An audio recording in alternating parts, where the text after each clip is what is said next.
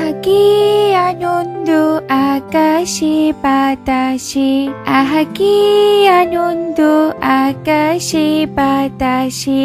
পরি যখন মনের আনন্দে এভাবে আকাশে গান গেয়ে গেয়ে উঠছিল, ঠিক সেই সময় হঠাৎ করে পরীর সামনে মেঘ ভেদ করে একটা হেলিকপ্টার এসে পড়ে। সেই হেলিকপ্টারের সাথে ধাক্কা খেয়ে পরীর ডানা ভেঙে একটা সমুদ্রের তীরে এসে পড়ে। কি জোরে ব্যথা পেয়েছি! হে কি, আমি ডানা মেলতে পারছি না। হায় হায় রে, ডানা মেলতে না পারলে আমি উড়বো কি করে, আর পরে রাজ্যে বা ফিরবো কি করে? ভাঙা ডানা দিয়ে নিজের রূপ পরিবর্তন ছাড়া কোনো জাদুও করতে পারবো না। কি করি এবার, কি করি?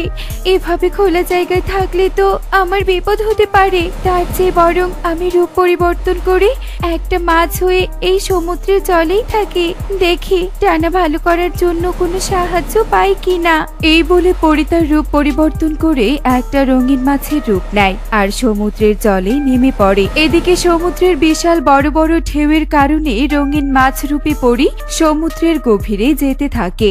না না, এ কি হচ্ছে? আমি তো সমুদ্রের গভীরে চলে যাচ্ছি। সমুদ্রের গভীরে গেলে কার কাছে সাহায্য চাইবো আমি? ডানা ঠিক না হলে পরি রাজ্যে বা ফিরবো কি করে? বাঁচাও, কেউ কি আশেপাশে নেই? আমাকে সাহায্য করো, সাহায্য করো। সারাদিন আজ কোনো মাছ খেতে পারিনি, খিদেতে পেটটা চকচক করছে। সমুদ্র থেকে একটা মাছ ধরে আমাকে খেতেই হবে। কোথায় মাছ, কোথায় মাছ? কি খাবো, কি খাবো আমি? আরে আরে, ওই তো জলের উপর একটা বক দেখা যাচ্ছে। যাই, ওই বকের কাছে গিয়ে সাহায্য চাই। বককে গিয়ে বলি আমাকে কোনো ছোট পুকুরে রেখে আসতে। বক, ও বক, আমাকে একটু সাহায্য করবে গো? একে একটা রঙিন মাছ এসে আমার কাছে সাহায্য চাইছে। কি সাহায্য চাই তোমার রঙিন মাছ?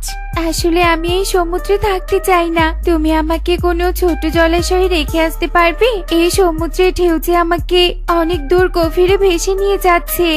তুমি ছোট জলাশয়ে যেতে চাও রঙিন মাছ? কোনো ব্যাপার নয়, আমি তোমাকে সাহায্য করব। দাঁড়াও, এক্ষুনি তোমাকে এখান থেকে নিয়ে যাওয়ার ব্যবস্থা করছি। তুমি একটু আমার জন্য অপেক্ষা করো, কোথাও যাবে না কিন্তু। বাহ, বকটা তো খুব ভালো মনের। বক আমাকে কোনো ছোট জলাশয়ে পৌঁছে দিলে আমি আমার আসল পরিচয় বলে দিব, আর বককে বলবো আমার ভাঙা টানা ঠিক করার জন্য কোনো কবিরাজ ডেকে নিয়ে আসতে। রঙিন মাছ যখন এসব কথা বলছিল, ঠিক তখনই বক সেখানে একটা বালতি নিয়ে আসে। চলো, আমি তোমাকে নিয়ে এবার কোনো ছোট জলাশয়ে যাই।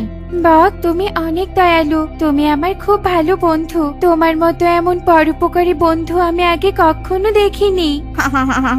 এমন প্রশংসা আগে কখনো কেউ করেনি আমার। রঙিন মাছ তৈরি হয়ে নাও, এবার আমি উড়াল দেব। এই বলে বক বালতিতে রঙিন মাছকে নিয়ে সমুদ্রের পাড় থেকে উড়ে চলে যায়। উড়তে উড়তে একটা মরা গাছের মগ ডালে খড়কুটো দিয়ে বানানো বাসায় এসে উপস্থিত হয়। রঙিন মাছ বালতি থেকে উকি দিয়ে দেখে, একে বক বন্ধু, তুমি আমাকে কোথায় নিয়ে এলে? এটা তো কোনো জলাশয় না, কোনো পুকুর। গাছের মগ ডালে কেন আমরা? কি মনে করেছিলে রঙিন মাছ? পেটের ক্ষুধা রেখে আমি তোকে সাহায্য করব? কখনোই না। আরে, তোকে তো আমি সমুদ্র থেকে এর জন্য এখানে নিয়ে এসেছি, যাতে করে তোকে শান্তি মতো করে খেতে পারি। এটা হলো আমার বাড়ি। তুমি তো দেখছি বন্ধুরূপী শত্রু। তোমার মন এত কুৎসিত, সাহায্যের নামে আমাকে ধোকা দিলে। বাঁচাও, কে কোথায় আছো? এই বকের হাত থেকে আমাকে বাঁচাও। তোকে কে বাঁচাবে? তুই আমার পেটে যাওয়ার জন্য প্রস্তুত হ। এই বলে বক যখন রঙিন মাছকে খেতে যাবে, ঠিক তখনই সে সময় সেদিক দিয়ে একটা ডাইনি উড়ে যাচ্ছিল। ডাইনি বকের বাসায় রঙিন মাছকে দেখে বলে, একে একে মায়া বলে, একে আশ্চর্য জিনিস দেখছি আমি। বকের বাসায় রঙিন মাছ রূপে পড়ে। এই রঙিন মাছকে যদি আমি নিজের কবজায় নিতে পারি, তবে আমার সাধনা সিদ্ধি হবে। চাই, ওই রঙিন মাছ আমার চাই। এই বলে ডাইনি বকের বাসায় এসে উপস্থিত হয়। ডাইনিকে দেখে বক ভীষণ ভয় পেয়ে যায়। কি আমার বাড়িতে ডাইনি? হায় হায়, বাঁচাও, বাঁচাও আমাকে। আমি কিছু করিনি ডাইনি, আমাকে ছেড়ে দাও, ছেড়ে দাও তুমি। তোকে ছেড়ে দিব আমি, যদি তুই আমাকে এই রঙিন মাছটা দিয়ে দিস, তবেই তোকে ছেড়ে দিব। আমার প্রাণের চেয়ে রঙিন মাছ দামি নয়। আমি আরো দুদিন না খেয়ে থাকতে রাজি। নিয়ে যাও তোমার এই রঙিন মাছ, আমি পালাই বাবা। এই বলে বক রঙিন মাছ বালতিতে রেখেই সেখান থেকে পালিয়ে যায়। আর বকের হাত থেকে রঙিন মাছ রক্ষা পেয়ে ডাইনিকে বিশ্বাস করা শুরু করে। রঙিন মাছ ডাইনিকে বলে, ডাইনি ভাগ্যিস তুমি ঠিক সময় এসেছিলে, নয়তো ওই বক আমাকে খেয়ে ফেলতো। ডাইনি তুমি আমাকে একটা জলাশয়ে পৌঁছে দাও না। রঙিন মাছ তুই জলাশয়ে যাবি? দাঁড়া, তোকে এক্ষুনি জলাশয়ে নিয়ে যাচ্ছি। এই বলে ডাইনি রঙিন মাছের বালতি নিয়ে নিজের গুহায় চলে যায়। এরপর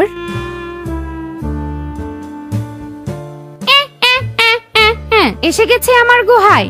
এ কি, কোথায় জলাশয়? এটা তো একটা গুহা। ডাইনি ও ডাইনি তুমি আমাকে কোথায়? কিরে পড়ি, কি মনে করেছিস আমি তোর আসল রূপ বুঝতে পারবো না? এক্ষুনি নিচের রূপে ফিরে আয়। আমি তো তোকে এখানে নিজের স্বার্থ হাসিলের জন্য এনেছি। কি ডাইনি, তুমিও আমাকে নিজের স্বার্থের জন্য বাঁচালে? এই বনে কি কেউ নেই আমাকে নিজের স্বার্থবাদে বাঁচাবে?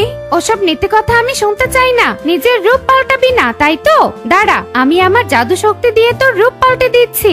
এই বলে ডাইনি রঙিন মাছের উপর তার জাদু প্রয়োগ করে। রঙিন মাছ পরী রূপে ফিরে আসে। তারপর ডাইনি দড়ি দিয়ে পরীকে বেঁধে ফেলে। বাঁচাও, বাঁচাও, কে কোথায় আছো?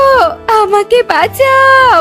পরী যখন এভাবে চিৎকার করছিল, ঠিক তখনই টুনি কুড়াল নিয়ে বনে সেই গুহার সামন দিয়েই কাঠ কাটার উদ্দেশ্যে যেতে থাকে।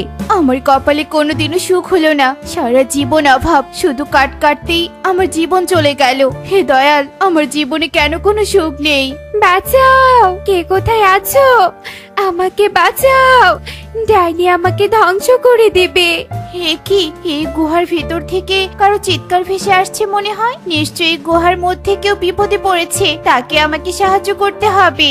এই বলে টুনি কোড়াল হাতে নিয়ে গুহার মধ্যে ঢুকে পড়ে। গুহায় ঢুকে টুনি দেখে পরী ডাইনির সামনে বাধা রয়েছে। পরী টুনিকে দেখে চিৎকার করে বলে, কে তুমি পাখি?